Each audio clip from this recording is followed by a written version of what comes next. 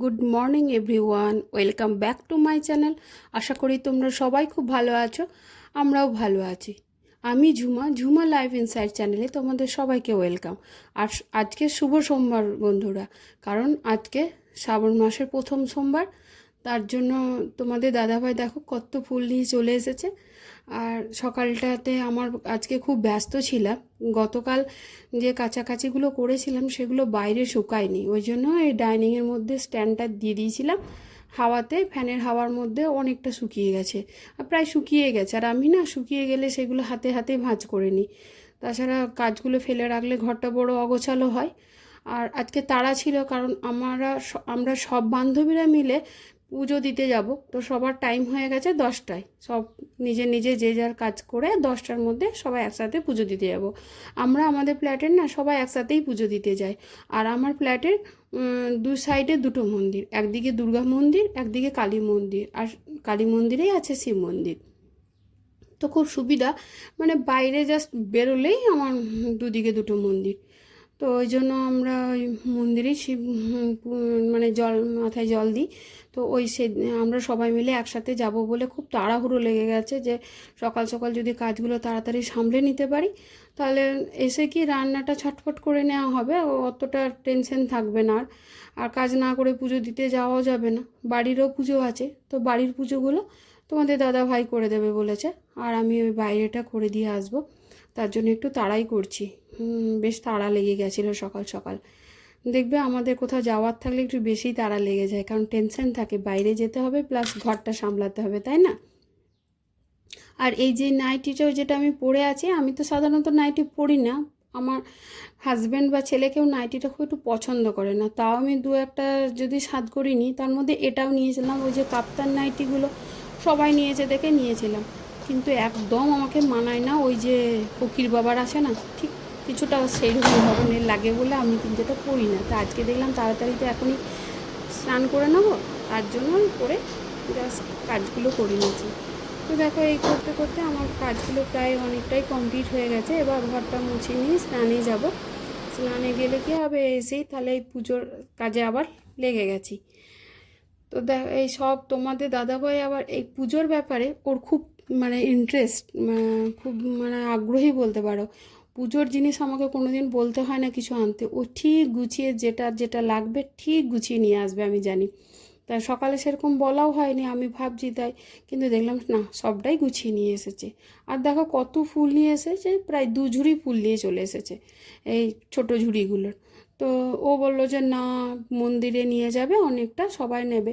তো সবাই তো যে যার ফুল জোগাড় করে রেখে দিয়েছে। আর আমাদের মন্দিরের সিস্টেমটা কি হলো, কীরকম জানো তো, মানে পাড়ার মধ্যে যে আমার ফ্ল্যাটটা পাড়ার মধ্যে, এবার যে যেখান থেকেই ফুল তুলুক না, ওই মন্দিরে একটা ঝুড়ি নামানো থাকে, ওখানে সবাই একটু একটু করে ফুল দিয়ে বাড়ি যায়। তো এমনিই মন্দিরে প্রায় বড় ঝুড়ির 1 ঝুড়ি ফুল থাকে। তারপর আমি এত ফুল নিয়ে কোথায় নিয়ে যাব বলো দেখি।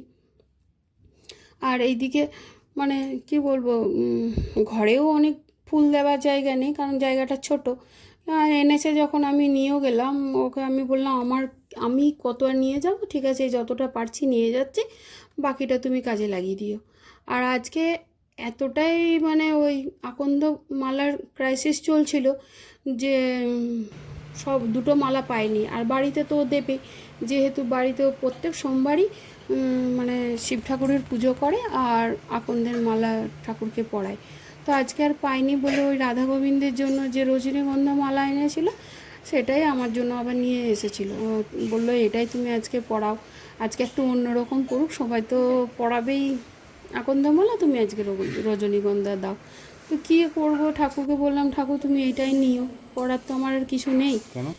আর এইদিকে আমি এখন নিচে নামছি, আজকে লিফট ইউজ করিনি, কারণ নিচে ওই দিদিকে ডাকবো। আরও আমার ওপরতলা দিদি অলরেডি নেমে গেছে, আর নিচে আরও দিদিগুলো আছে, তাদের সবাইকে ডেকে একসাথে পুজো দিতে যাব, ওই জন্য আমি নিচে নেমে গেছিলাম। আর মন্দিরে যাওয়ার সময় আমি কোনটা নিয়ে যেতে ভুলে গেছিলাম, তাই কোনো ভিডিও দেওয়া হয়নি। আর এইদিকে দেখো ঘরের পুজোতে তোমার দাদাভাই কেমনভাবে আমার ঠাকুরগুলোকে সাজিয়েছে, একবার তোমাদেরকে দেখিয়ে দিই। ও বললাম তো ওর পুজোর ব্যাপারে খুব ইন্টারেস্ট থাকে, তাই ও খুব সুন্দর করে ঠাকুরগুলো সাজাতে পারে।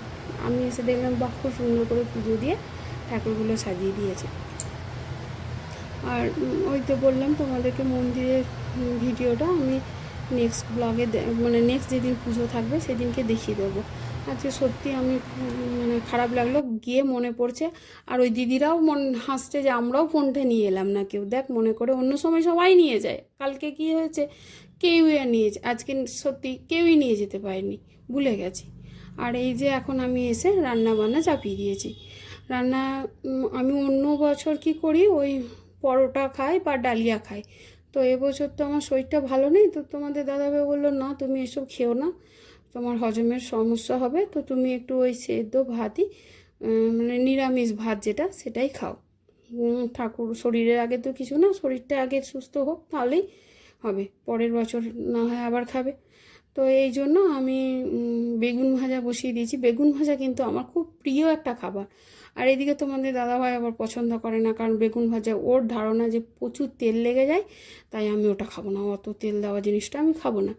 তো যেহেতু আমি খাবো বলে আর জোর করেই করেছিলাম, আর খাবো বলে ওকে, কারণ একা একা কত করবো, এই যে ছেলের জন্য একটু আলু ভেজেছি, এই একটু একটু আমি আর কত করব বলো, ওই জন্য জোর করে বললাম না তুমিও খাবে।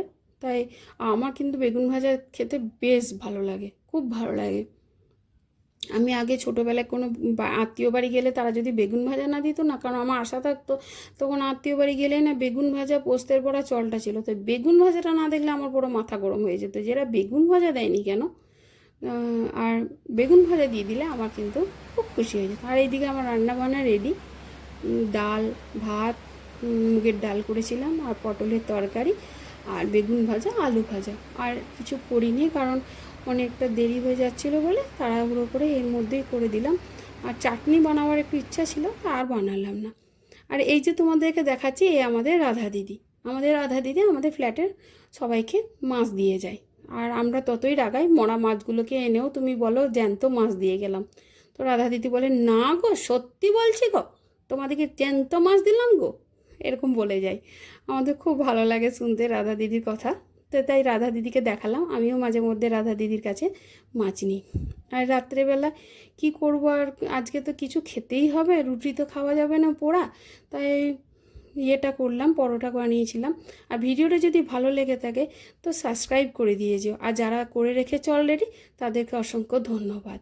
আর যারা যারা করনি তারা প্লিজ সাবস্ক্রাইব করো, শেয়ার করো, লাইক করো, আর ভিডিওটি কেমন হয়েছে কমেন্ট করে জানিও। আর আমাদের এই ফ্ল্যাটের পরিবেশটা তোমাদের কেমন লাগলো তোমরা প্লিজ একটু জানিও।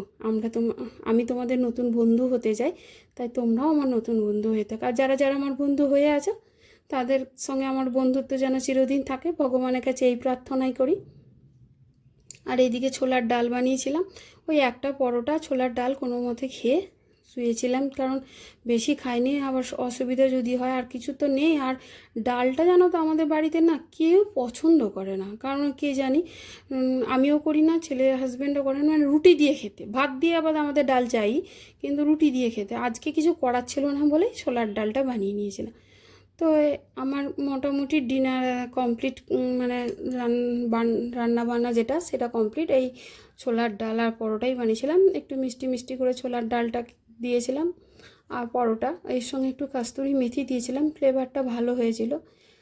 আজকে আর ভিডিওটা বেশি বড় করলাম না, ভিডিওটি যদি ভালো লেগে থাকে তো অবশ্যই তোমরা কমেন্টে জানিও। আর দেখা হবে তোমাদের সঙ্গে আবার একটা নেক্সট ব্লগে। ঈশ্বর তোমাদের সবাইকে ততক্ষণ ভালো রাখুক, সুন্দর রাখুক, সুস্থ থেকো, এটাই কামনা করি। তো আবার একটা সুন্দর সুন্দর ঝকঝকে তকতকে একটা ব্লগ নিয়ে তোমাদের সঙ্গে আবার নেক্সট ব্লগে হাজির হয়ে যাব, তোমরা এসো কিন্তু।